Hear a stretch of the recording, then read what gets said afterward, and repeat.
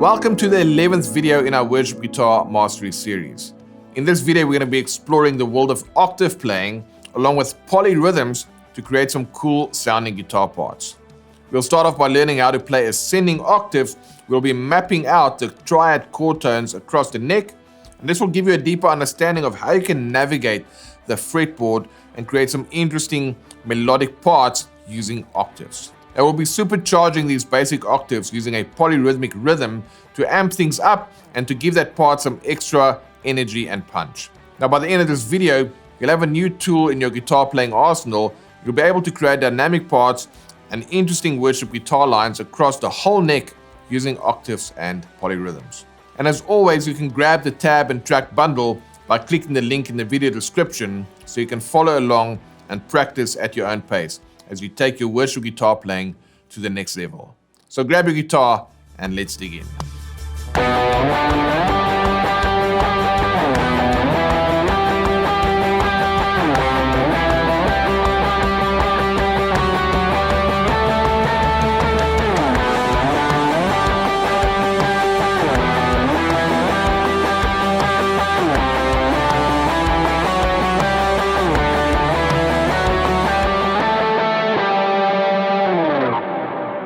Alright, so that's quite a fun part. It's very busy, so it's something that you should use sparingly.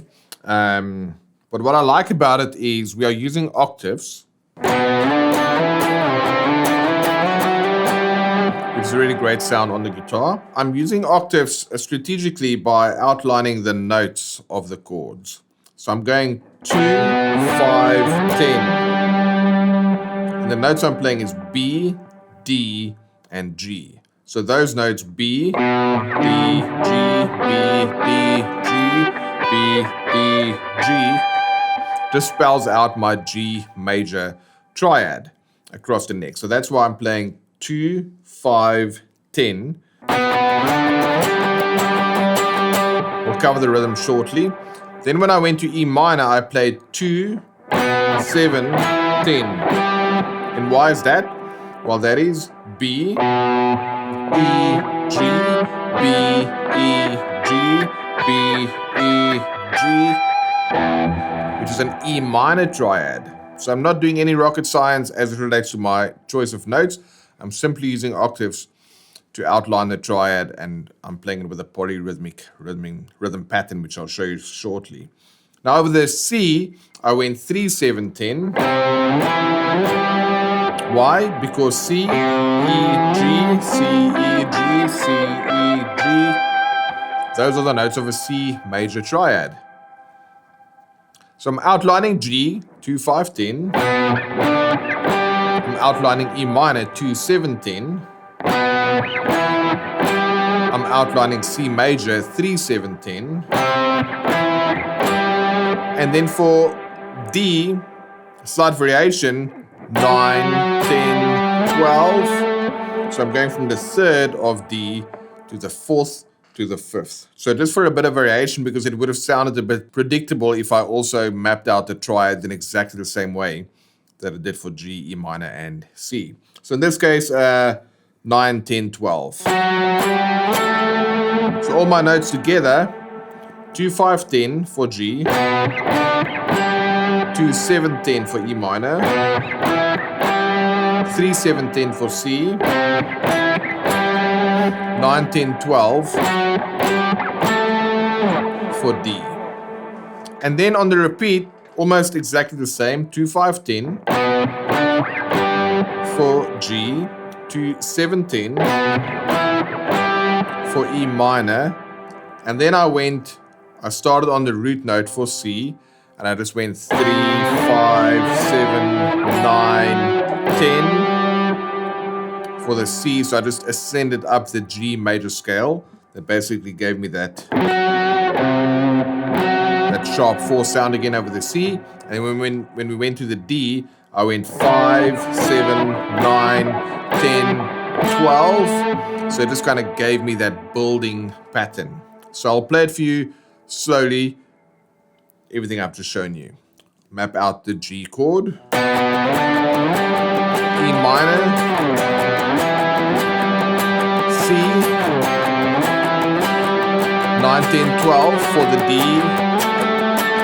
Again, map out the G, map out the E minor, slightly different.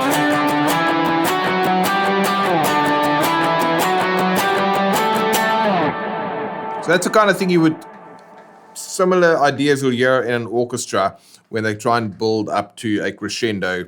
So I just kind of did that same thing, or mimicking that idea. So that's basically it. We've shown you the triads. What you're going to do for G is 2, 5, 10, 2, 7, 10 for E minor, 3, 7, 10 for C, and I did 9, 10, 12 over the D. Then again, 2, 5, 10 over the G, 2, 7, 10 over the E minor, 3, 5, 7, 9, 10 over the C, 5, 7, 9, 10, 12 over the D, and that was basically it. The only thing that we haven't covered is that polyrhythmic pattern, which is something I do all the time, and we've looked at this many times on the channel, but if you're new here, let me tell you what it is and why it is a polyrhythmic pattern. I've got a 16th note rhythm that I'm playing, and 16th note rhythms are normally broken up into four sections of 4. So 1 E and A is 4, 2 E and A, 3 E and A, 4 E and A. So you group those into groups of 4. But now what I'm playing is down, up, down, which is 1, 2, 3. And I'm repeating down, up, down, down, up, down, down, up, down, down, up, down. I'm doing it down, up, down, down, up, down, down, up, down, down, up, down 4 times. So I've got 3, 6, 9, 12 in groups of 3. Down, up, down, down, up, down, down, up, down, down, up, down. And then for my remaining 4 notes, we've got 12 notes. Now to make up the remaining 4 to give me the full 16 notes in the bar, I'm going down, up, just to alter it a little bit. So what's happening, I've got down, up, down, which is a group of 3 going over the 1 E and A, which is groups of 4. So that 3 against 4 gives me a polyrhythmic fill. Now if I do it slowly, down, up, down, down, up, down, down, up, down, down, up, down, up. So I have to vary it slightly, but my first 12 notes are down, up, down, down, up, down, down, up, down, down, up, down. So I do that 4 times. Down, up, down, down, up, down, down, up, down, down, up, down. And then down, up to complete my 16th note pattern. So down, up, down, down, up, down, down, up, down, down, up, down. Which sounds very different than if I were to just do it in a standard down, up fashion, where I would not have the 3 against 4 rhythm. It will sound like this. 1 E and a 2 E and a 3 E and a 4 E and a... With polyrhythms, without,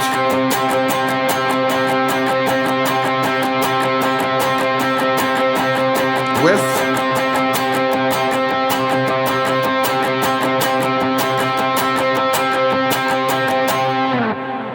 all right, so my brain and my ear likes the polyrhythmic thing happening because we're creating some kind of a tension, yet at the same time there's some rhythmic interest. And I think when you as a musician understand these ways that you can create some cool things for the congregation to latch onto, it just makes it interesting, and it kind of draws them into the music, which basically draws them into the whole worship experience. And we know what the word says: when we draw close to God, He'll draw close to us. So that's just another way in which you can use skills like this to make a real difference in people's lives, because you like playing in a way that draws them into the worship experience. All right, so that is the rhythm, and then I just have to break it up in how I'm playing my ascending up the triad. So we know it's 2, 5, 10. But the moments that I'm going up with that rhythm is 1 E and a 2 E and a 3 E and a 4 E and a 1 E and a 2 E and a 3 E and a 4 E and a 1 E and a 2 E and a 3 E and a 4 E, 1 E and a 2 E and. But now with the rhythm,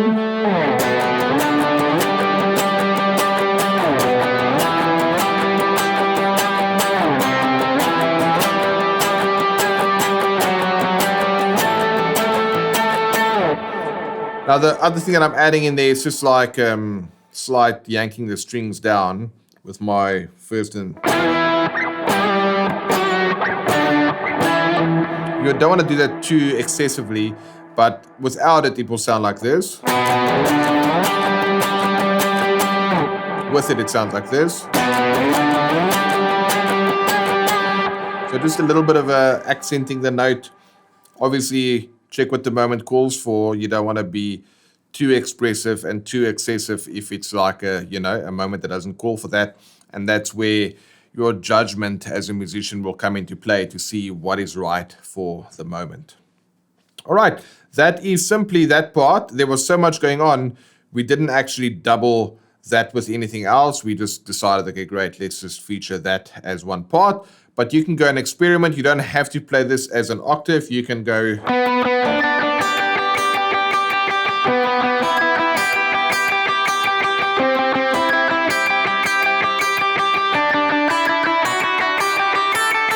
Whatever you want to do, you can do it as single notes across different strings, single notes on one string, octaves, whatever you want to do. It's a great rhythmic pattern, and it's awesome to outline your chords using octaves. All right, so let's play that once more with the track.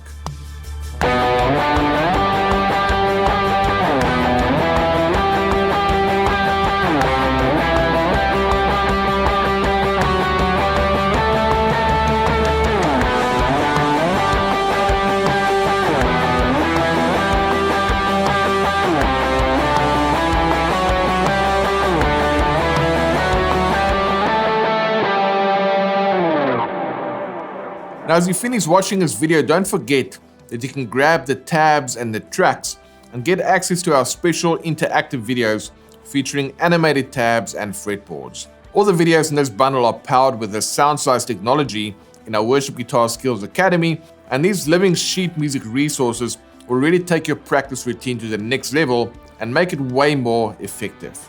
You'll be able to practice along with my recording using the special hybrid video and music notation player. So all you need to do is press play and then watch as the notes light up and sync up with the video. This will give you a deeper understanding of all the different concepts and techniques covered in this video. It will really help you to craft killer worship guitar parts with ease. So if you're interested in checking out the tab and track bundle for this specific lesson and also supporting our channel, check out the link in the description for more information.